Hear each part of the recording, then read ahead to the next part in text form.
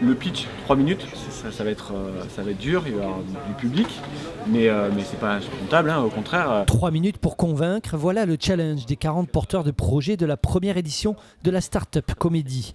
Un concours en 2 temps organisé par 4 entrepreneurs montpelliérains. C'est une idée qui est parrainée par Axel Lemaire, la secrétaire d'État au numérique. On s'est rassemblés au sein de la mobilisation French Tech qui soutient la candidature de Montpellier au label French Tech pour apporter aux entrepreneurs mais aussi aux citoyens un moment de valorisation de leurs idées. Les candidats sont répartis en 3 catégories, start-up, jeunes pousses et citoyens. L'après-midi, ils vont devoir convaincre un jury et s'exprimer en public.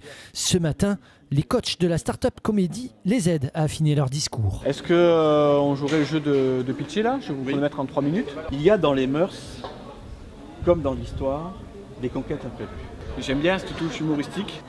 Après, du coup, en racontant comme ça, alors le fait de lire, etc., pour moi, tu m'as perdu. Nous sommes 3 personnes, 3 amis qui sommes venus vous présenter une application dédiée aux consommateurs de bière. Quelques heures plus tard, c'est le grand oral. Sur le modèle d'un célèbre concours de chant télévisé, le jury, composé d'entrepreneurs institutionnels ou business angels, tourne le dos aux pitchers.